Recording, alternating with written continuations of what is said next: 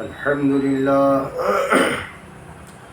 الحمد لله وكفى وسلام على عباده الذين اصطفى أما بعد فأعوذ بالله من الشيطان الرجيم بسم الله الرحمن الرحيم إن الصفا والمروة من شعائر الله فمن حج البيت أو اعتمر فلا جناح عليه أن يطوف بهما ومن تطوع خيرا فإن الله شاكر عليم سبحان ربك رب العزة عما يصفون وسلام على المرسلين والحمد لله رب العالمين۔ ہم سب درود پاک عبادت کی نیت سے پڑھیں۔ اللهم صل على محمد وعترته بعدد كل معلوم لك۔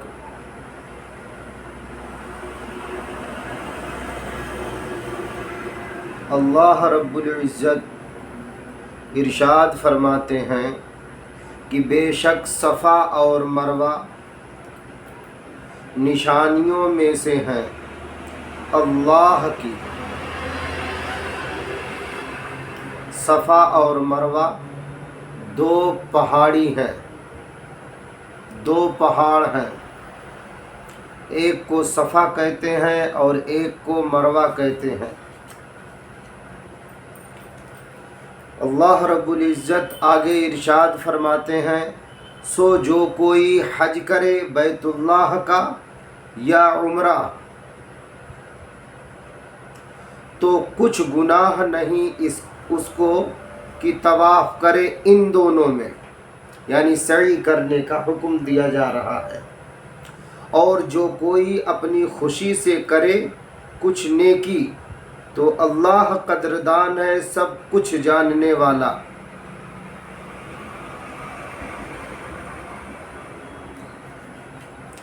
اس کی ایک لمبی تفصیل ہے اور تفسیر میں لکھی ہوئی ہے، لیکن خلاصہ تفسیر یہ ہے کہ صفا اور مروہ کی سعی میں کوئی شبہہ نہ کرو۔ یہ اس وقت کہ کچھ لوگوں کے شکوک و شبہات تھے،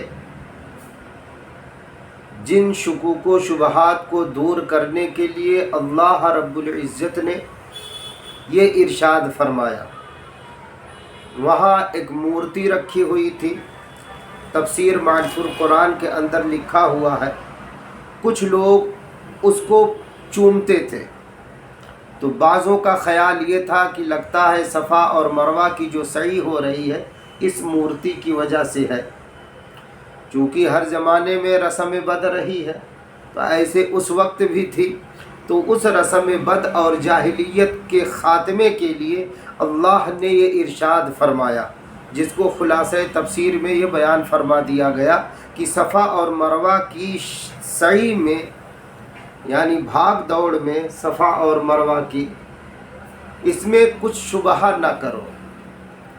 آج بیان جو کرنے کا ارادہ ہے وہ یہ ہے عمرہ کا، عمرہ کی فضیلت کا۔ اس وقت ہم آپ دیکھتے ہیں کہ عمرہ میں لوگوں کی جانے کی ایک کثیر تعداد ہے، اور جانا بھی چاہیے، جانا بھی چاہیے۔ مسئلہ لکھا ہوا ہے، ہمارے استاد محترم مفتی عبداللہ صاحب جو شیخ الحدیث ہیں، مدرسہ عربیہ ریاض العلوم برینی کے، ان کے ایک بزرگ ہیں حضرت مولانا منیر احمد صاحب دامت برکاتہم۔ حضرت مولانا منیر احمد صاحب دامت برکاتہم یہ حضرت مولانا عبدالحلیم نور اللہ مرقدہ جو بانی ہیں، معتمم تھے مدرسہ ریاض العلوم برینی کے، ان کے یہ خلیفہ ہیں۔ کون؟ حضرت مولانا منیر احمد صاحب، اور ان کے خلیفہ ہیں ہمارے استاد محترم حضرت مفتی عبداللہ صاحب۔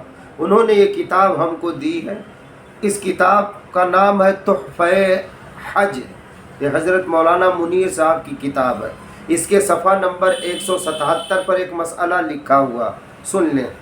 مسئلہ: حنفیہ کے نزدیک زندگی میں ایک بار عمرہ کرنا، عمرہ کا لغوی معنی بھی یہاں لکھا ہوا ہے، زیارت کے ہیں۔ اصطلاح شرع میں اس عمرہ سے مراد خاص طریقہ سے خانہ کعبہ کی زیارت کرنا، یعنی احرام باندھ کر نیت کر کے آدمی باقاعدہ جاتا ہے، تبھی تو اس کو عمرہ کہتے ہیں، خاص طریقہ سے۔ تو ایک اہم عبادت ہے، بڑی فضیلت کی حامل، انشاءاللہ ابھی بیان ہوگا۔ تو پہلے مسئلہ سن لیں، حنفیہ جو احناف ہیں وہ سنیں۔ حنفیہ کے نزدیک زندگی میں ایک بار عمرہ کرنا بشرط استطاعت و قدرت سنت مؤکدہ ہے، فرض نہیں ہے، کیونکہ حضرت صلی اللہ علیہ وسلم کا ارشاد ہے کہ حج فرض ہے اور عمرہ نفل عبادت ہے، سنت ہے، مستحب ہے۔ اب حضرت صلی اللہ علیہ وسلم کی حدیث یہاں بیان فرما رہے ہیں عمرہ کی فضیلت پر، کہ مدنی کریم صلی اللہ علیہ وسلم نے فرمایا حج اور عمرہ ایک ساتھ کرو۔ یہ اس وقت ممکن ہوگا جب حج کا زمانہ قریب ہو۔ حج ذی الحجہ میں ہوتا ہے، پتہ چلا کہ آپ ذی قعدہ میں گئے ہیں اور ابھی لمبا وقفہ ہے حج کا، تو اس سے پہلے آپ عمرہ کر لیں، یا حج کا زمانہ نہیں ہے آپ بعد میں جائیں عمرہ کریں،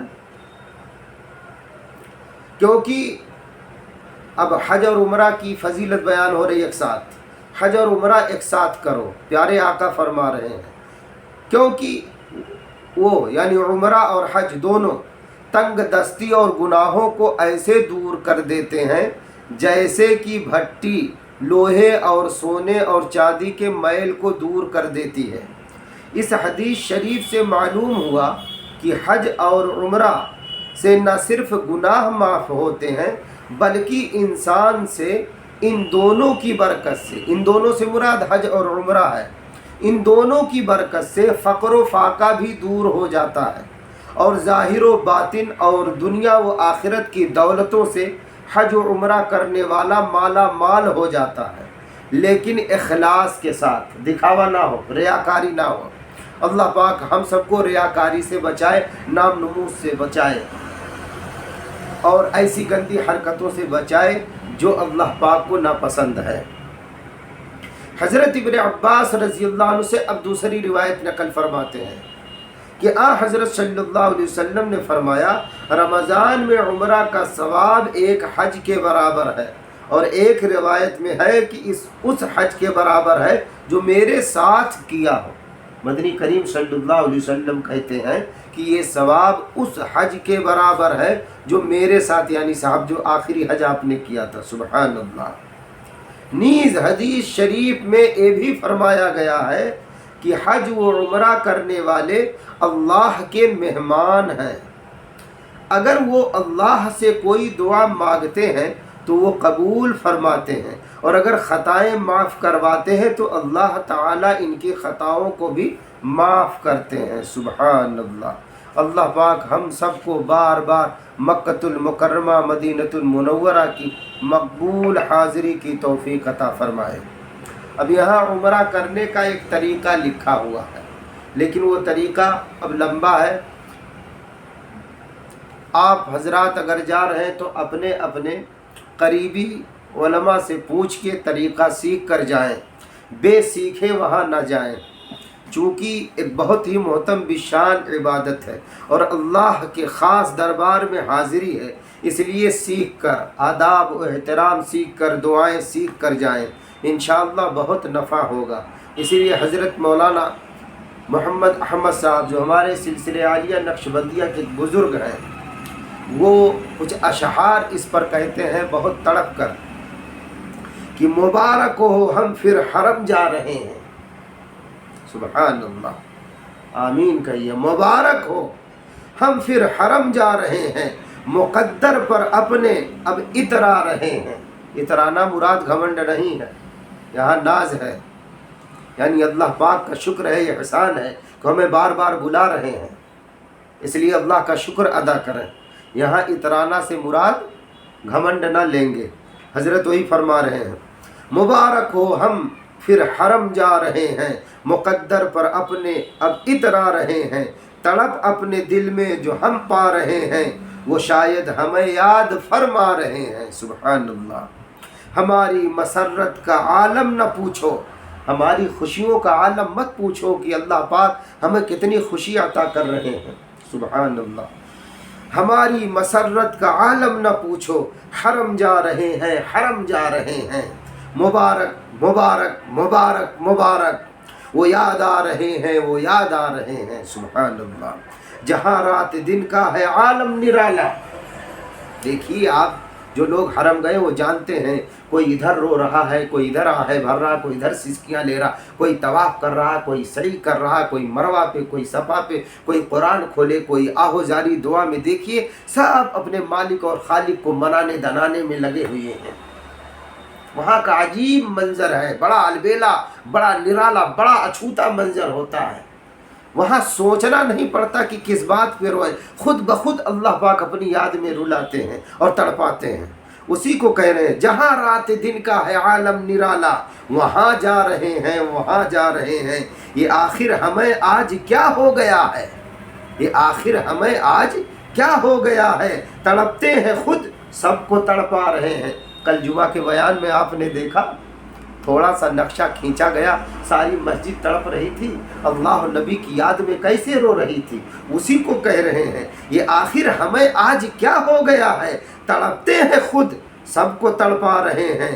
करम है करम खास अहमद पे उनका, कि जलवा इसे अपना दिखला रहे हैं। सुभान अल्लाह। अपनी मोहब्बत का जलवा जब अल्लाह पाक यहाँ दिखलाते हैं तो फिर मचलना, तड़पना और अल्लाह के लिए फिर मुस्तरिब होना आसान हो जाता है।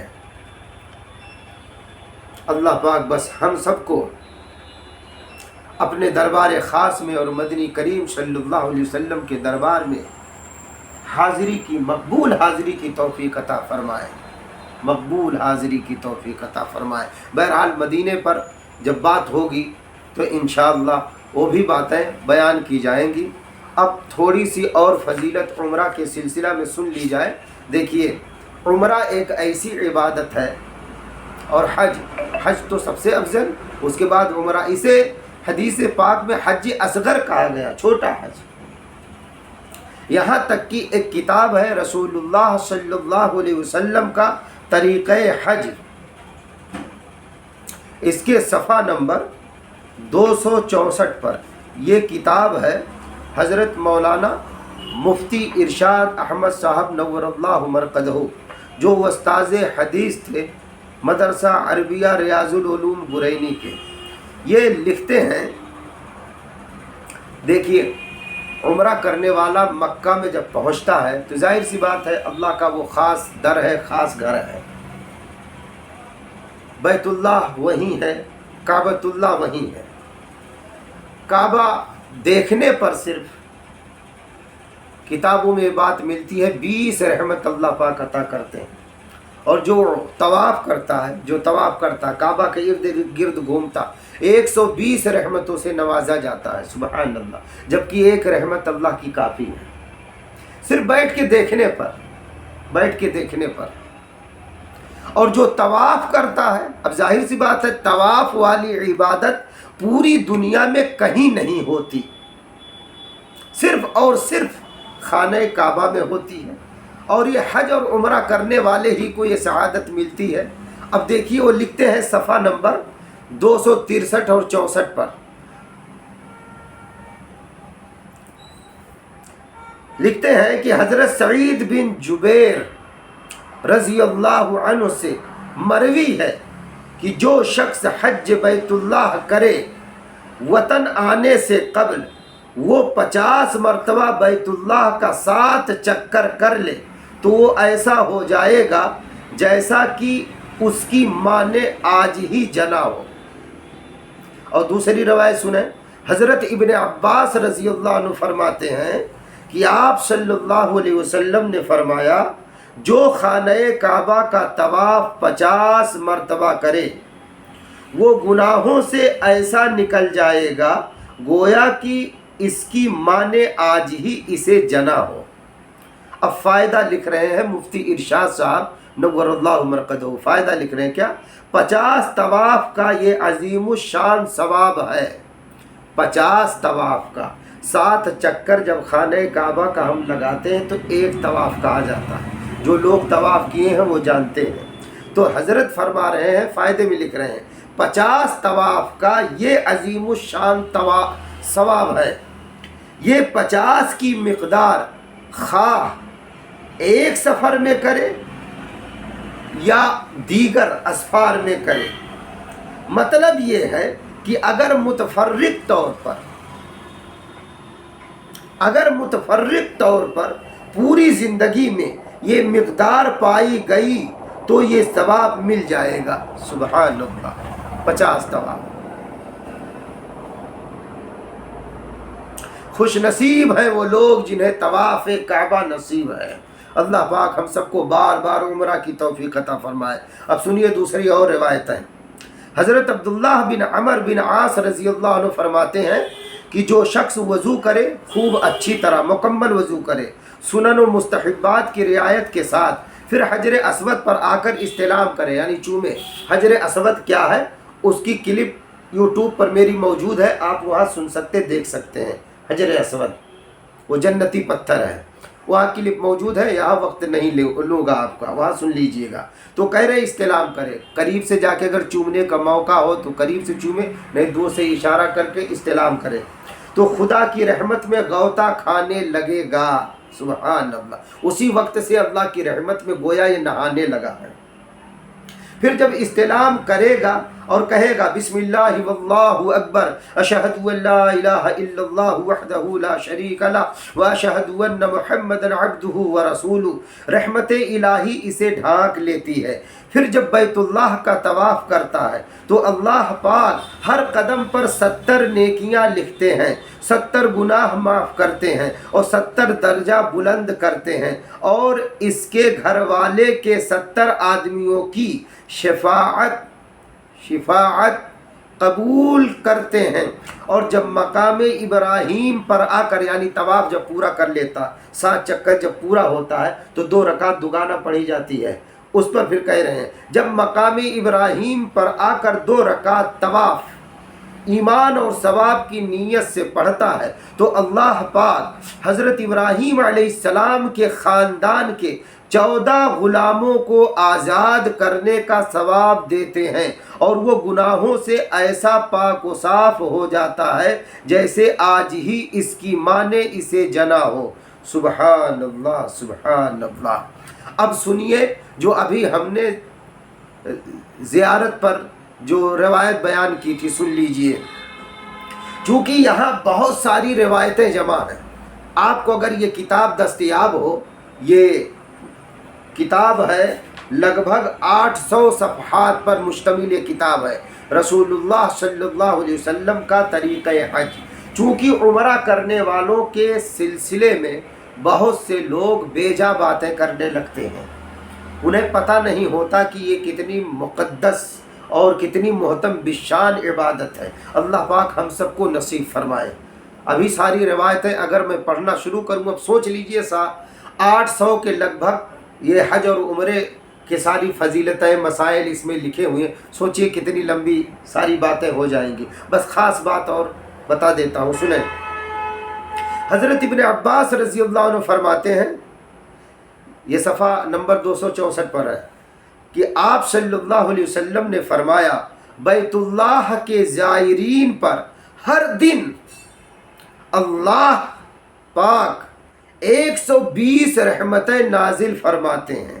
جو صرف زیارت کرتا ہے، جو صرف زیارت کرتا ہے 120 رحمتیں، 60 طواف کرنے والوں کے لیے، 40 حرم میں نماز پڑھنے والوں کے لیے۔ غور کیجئے گا، 60 تو جو طواف کرتا ہے وہ پاتا ہے، اور 40 جو حرم میں نماز پڑھتا ہے وہ پاتا ہے، اور 20 رحمتیں خانہ کعبہ کے دیکھنے والوں کے لیے، جیسا کہ پہلے میں نے کہا تھا کہ 20 رحمتیں صرف خانہ کعبہ کو دیکھنے کا۔ اب سنیے، اس کی تھوڑا تشریح کر دوں۔ جو عمرہ کرنے جاتا ہے یا حرم میں جو داخل ہو گیا، وہ نماز بھی پڑھتا ہے، الحمدللہ اکثر طواف بھی کرتے ہیں اور کعبہ کو بھی دیکھتے ہیں، تو معلوم ہوا 120 رحمتیں جو ہیں کل کی کل ایک ہی آدمی پا جاتا ہے۔ سبحان اللہ، سبحان اللہ۔ اب سنیے امی عائشہ رضی اللہ عنہا کی ایک روایت، پھر بات ختم کرتا ہوں ورنہ کلپ بہت لمبی ہو جائے گی۔ حضرت امی عائشہ رضی اللہ عنہا فرماتی ہیں خانہ کعبہ کا طواف وغیرہ ذکر الہی، یعنی اللہ کا ذکر، اللہ کی یاد کے لیے ہے۔ سنیے امی عائشہ رضی اللہ عنہا کیا فرماتی ہیں کہ مدنی کریم صلی اللہ علیہ وسلم نے فرمایا خانہ کعبہ کا طواف، صفا و مروہ کی سعی، جمرات کی رمی۔ یہ جمرات کی رمی تو حج میں ہوتی ہے، جمرات کہتے ہیں شیطان کو کنکری مارنا، یہ تو حج کا ارکان ہے، رکن ہے، حج کے رکن میں سے ہے۔ بہرحال یہاں وہ بتا رہی ہیں روایت، اس لیے پوری سنانی ضروری ہے۔ سنیے، خانہ کعبہ کا طواف، صفا و مروہ کی سعی، یہ تو عمرہ والا بھی کرتا ہے، جمرات کی رمی یہ صرف حاجی کرتا ہے۔ یہ سب اللہ کے ذکر کے لیے مقرر کیے گئے ہیں۔ اب اس کا مطلب بیان فرما رہے ہیں حضرت مفتی صاحب کہ اس میں اللہ کا ذکر کریں، اللہ کو یاد کریں، یا یہ کہ یہ عبادت ذکر الہی کی طرح ہیں، وہ زبان سے ذکر کے الفاظ ادا نہ کیے جائیں۔ حضرت ابن عمر رضی اللہ عنہ فرماتے ہیں کہ مدنی کریم صلی اللہ علیہ وسلم کا تمام اعمال میں محبوب ترین عمل مکہ مکرمہ میں آنے کے بعد طواف تھا۔ سبحان اللہ، یہ حضرت عمر رضی اللہ عنہ کے بیٹے ہیں، وہ فرما رہے ہیں کہ جب میرے آقا مکہ میں ہوتے تھے تو سب سے بہترین اور محبوب عمل ان کا جانتے کیا ہوتا تھا؟ طواف۔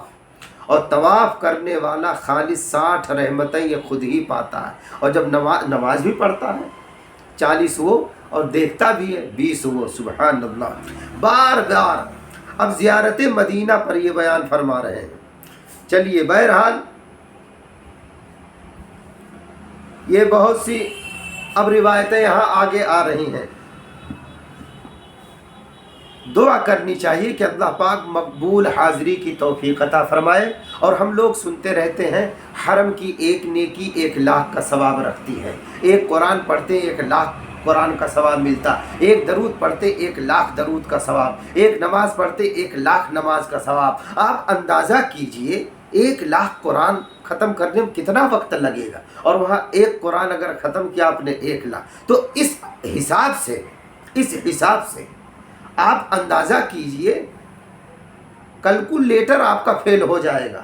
اور پھر ان نیکیوں کا نور جو ہوگا، انوار ہوں گے، وہ جب آپ کے قلب میں جمع ہوں گے، پھر آپ کا قلب کتنا مطہر ہوگا، کتنا صاف اور ستھرا ہوگا، پھر اللہ اور نبی کی قربت کتنی جلدی محسوس ہوگی، اور ہوتی ہے، اور محسوس کرائی جاتی ہے۔